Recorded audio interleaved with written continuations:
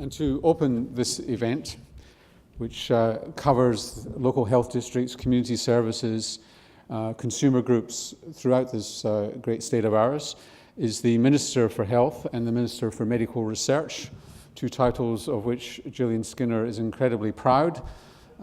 This is not a careerist politician you have running your ministry. This is somebody who has devoted her life to health and is one of the most effective health ministers in the nation. Please welcome Jillian Skinner.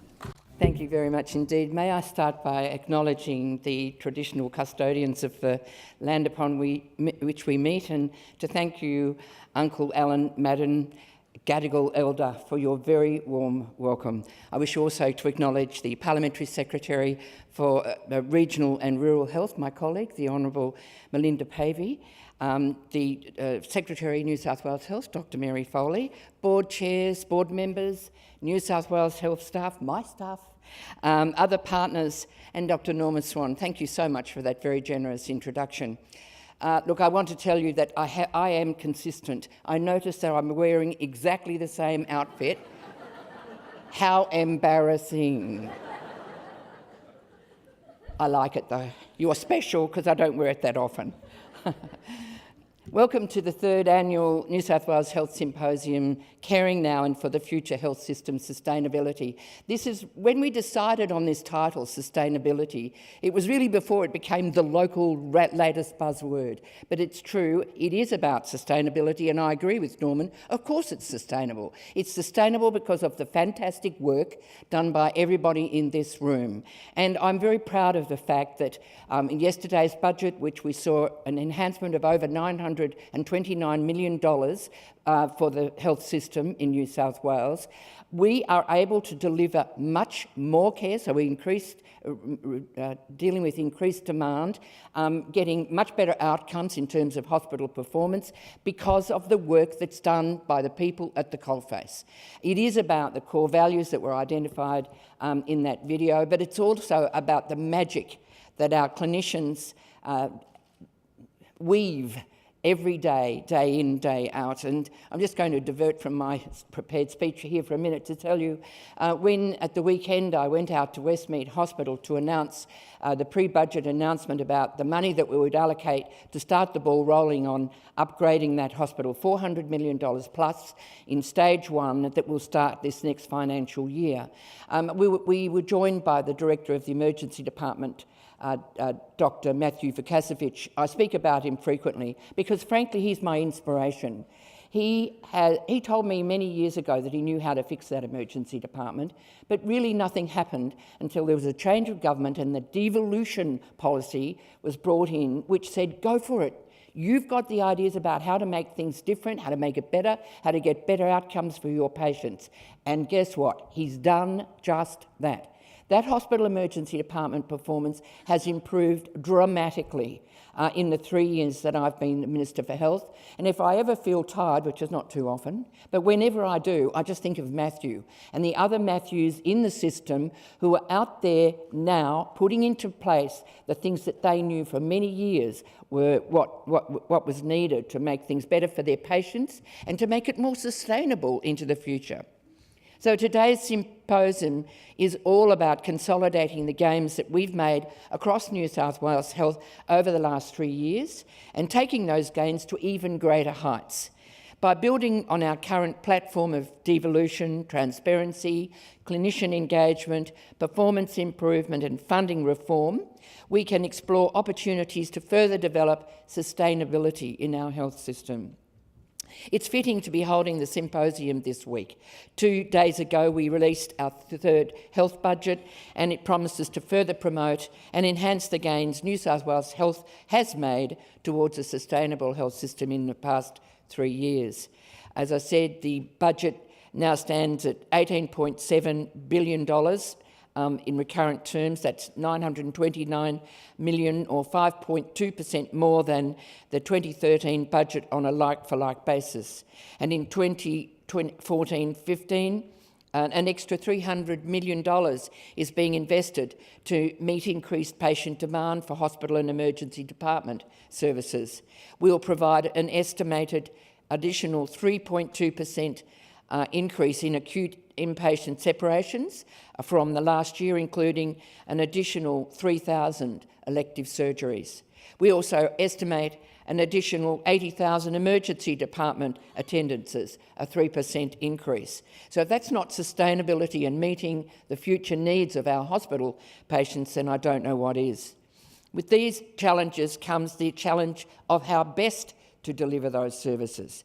The government is strongly committed to supporting local governance and decision-making to ensure that those better outcomes for patients and a more progressive health system for those working in it. It is with great pleasure that I can launch today the New South Wales State Health Plan towards 2021, and there are copies out back. I hope you'll pick them up during the day. This establishes the framework for us to provide world-class, sustainable clinical services for the people of the state.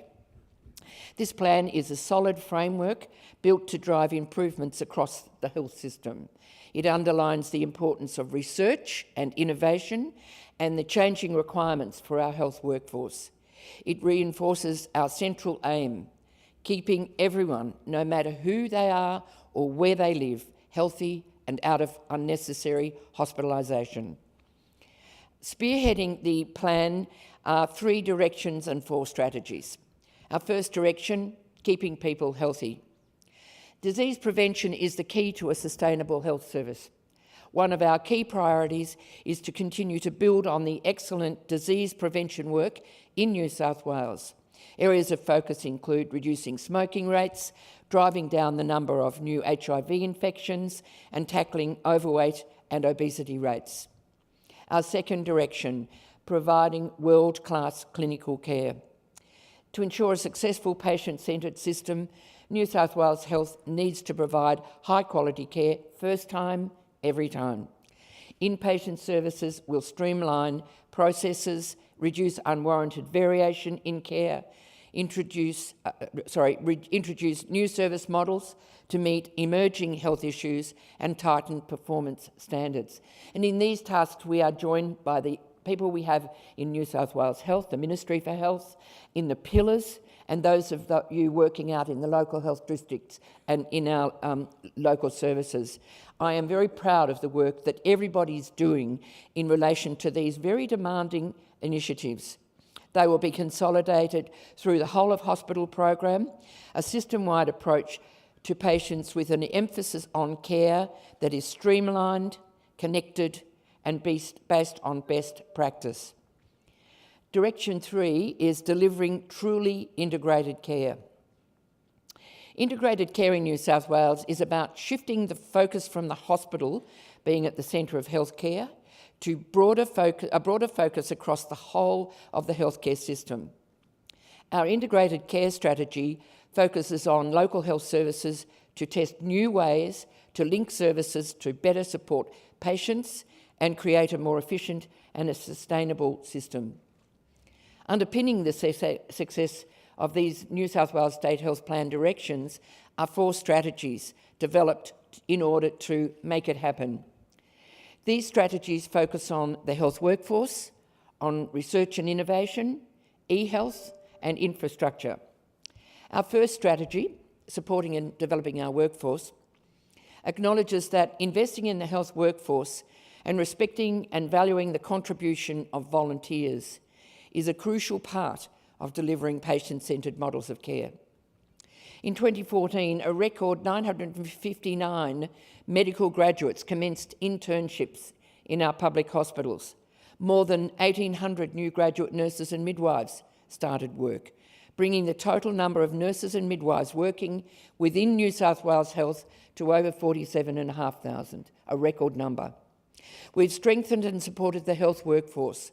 Today's budget included increases of more than $5.5 million for the Health Education and Training Institute, further postgraduate medical training positions and Aboriginal health workforce scholarships.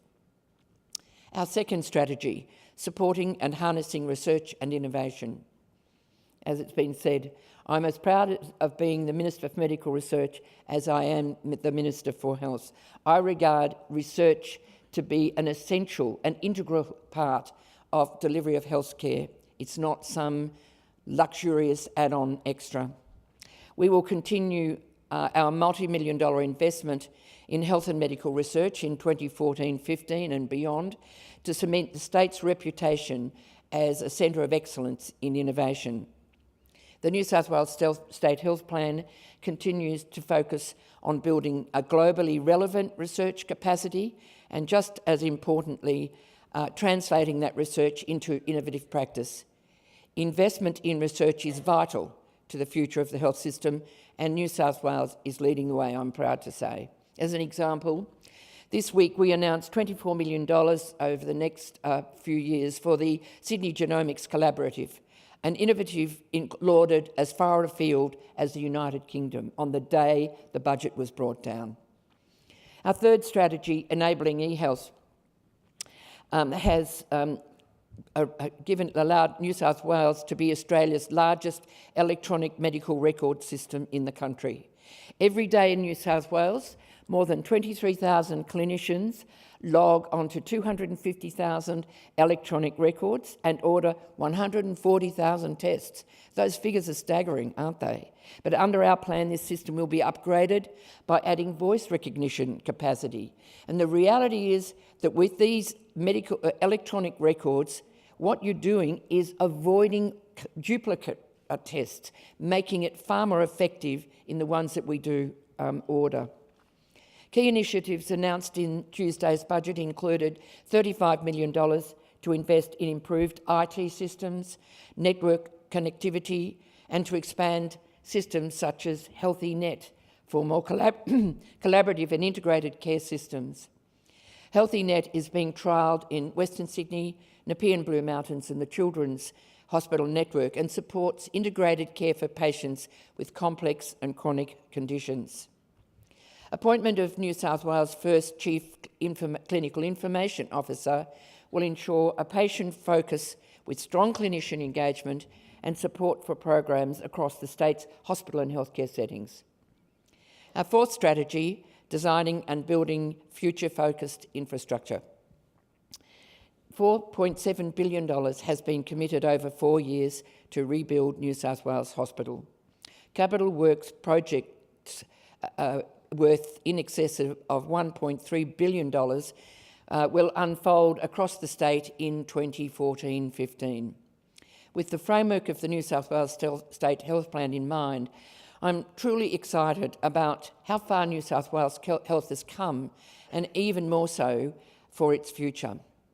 Today's symposium brings together not only a wealth of talent, but a cohort of experts committed to improving the management and delivery of health services across the state. In today's breakout sessions, you will witness just a small handful of some of the successes individual programs have achieved in improving health systems across New South Wales. Today's symposium is an ideal catalyst for our experts within the system to, under the framework of the plan, embrace and create the timely and world-class delivery of health services to the people of New South that we all want and of which we are also terribly proud. I'm sorry I'm not going to be able to be here to listen to all of these ideas and acknowledgements today, but Parliament's sitting, and you can bet your bottom dollar I'll be talking about them in that place. So for all of you, thank you for your participation. Thank you for being involved today. I congratulate and thank you all. Thank you very much.